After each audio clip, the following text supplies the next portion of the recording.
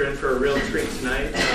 Greg and I have known each other since the probably late 1980s, for over 15 years, and Greg Bogart has a PhD in psychology, and he also is the author of numerous books, one entitled Therapeutic Astrology, also Astrology and Meditation, as well as Astrology and Spiritual Awakening.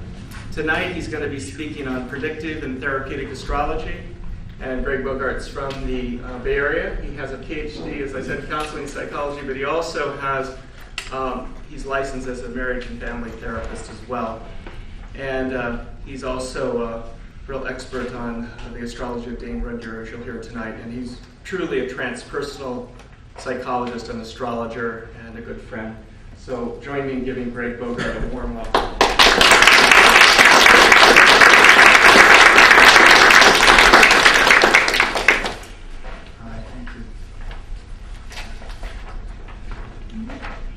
Thank you very much for inviting me to be here with you. I'm really impressed by what you're all creating here at Kepler.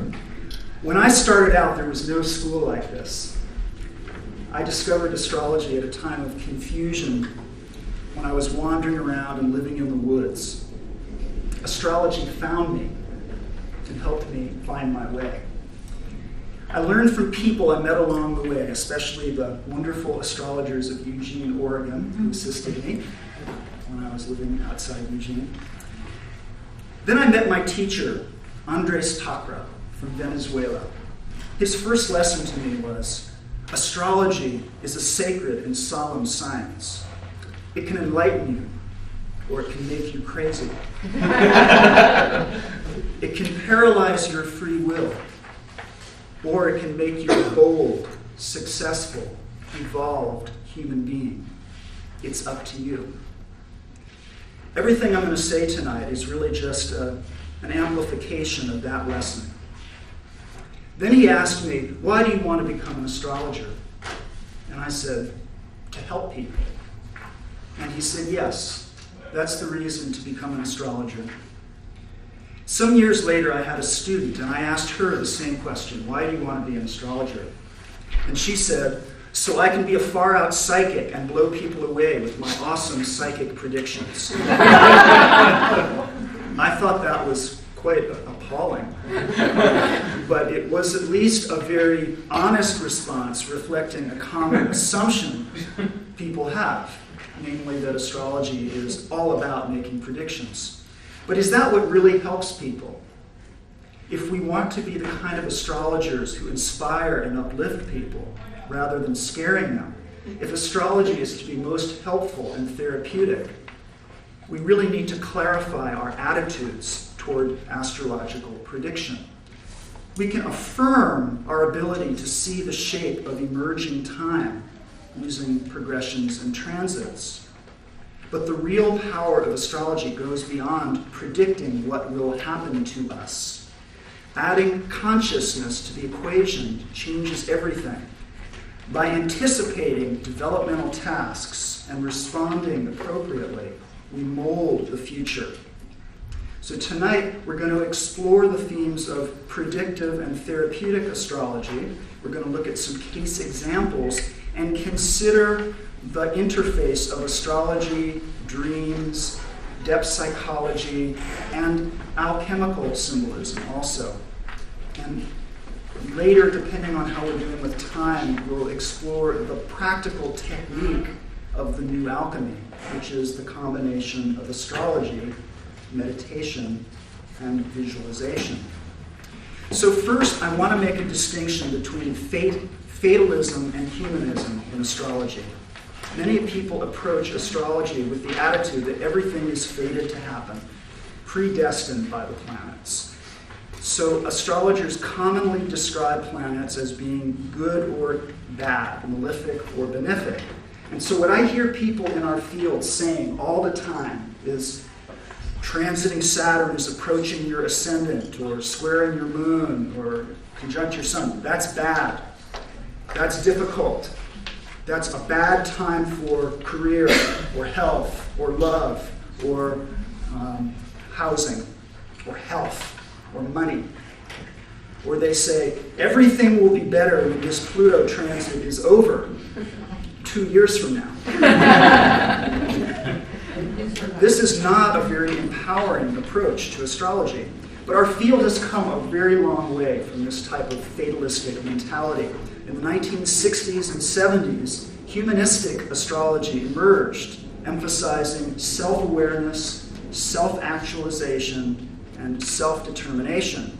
So humanistic astrologers try to understand the meaning of events, seeing them as phases within life cycles. And Rudyard, who I'm not really going to talk about tonight, that's not where we're going tonight, he elucidated the cyclical structure of time using the lunation cycle to represent the major phases of evolution. So we are constantly experiencing new moon beginnings and waxing phases of growth of form, full moon phases of illumination, waning phases of growth in consciousness, and then balsamic phases of endings, dormancy, and expectancy.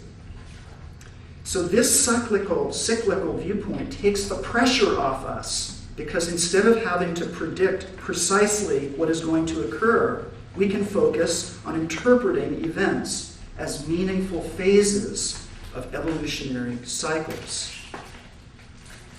Humanistic astrologers are not passively resigned to what is fated to occur.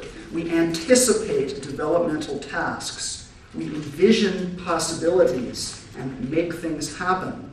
We discern what actions are required at each moment in response to transits and progressions. And predictive methods enable us to anticipate trends and prepare in advance to meet life's challenges. But it is not just about predicting. It is about acting, responding to the planets. So a woman named Sue. Now, does everybody have the handouts? Okay, so look at chart number 1. Sue has Moon Saturn in Virgo in her 6th house. And she became ill every time transiting Mars, Jupiter, Saturn, or Uranus aspected those Virgo planets. So those planets could be seen as significators of health issues. So we worked on helping her become proactive, to be more conscientious about diet, rest, stress reduction. She began taking herbs, doing yoga, fasting a little bit twice a year. And whenever transits aspected her moon Saturn, she intensified her health-enhancing practices. Sue transformed her fate through anticipation. That's what our work is all about, using astrology to better our lives through conscious participation in developmental tasks, not through passive resignation to fate. Humanistic astrologers anticipate trends and tasks using transits and progressions.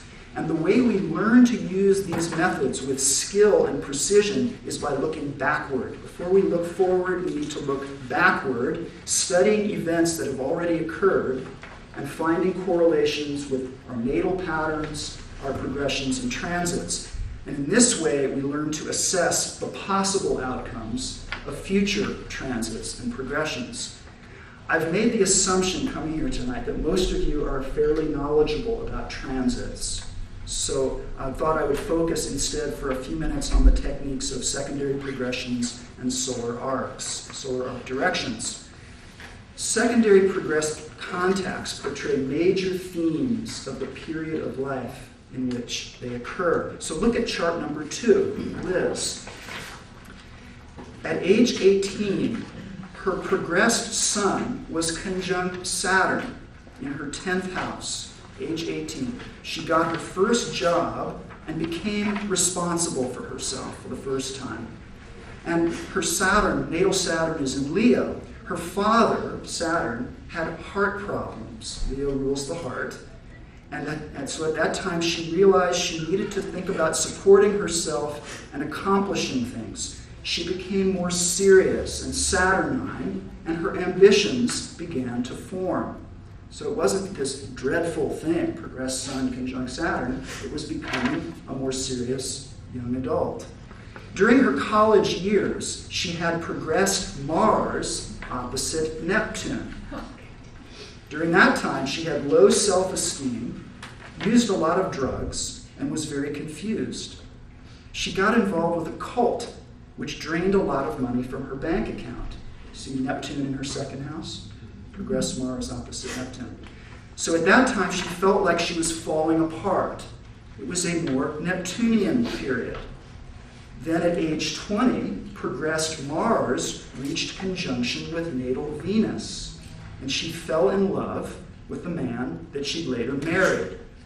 The marriage took place about 6 or 7 years later when the progressed moon in Libra, the sign of love and marriage, was conjunct her natal moon to the degree and trining natal Venus. Okay, is that all clear? Okay.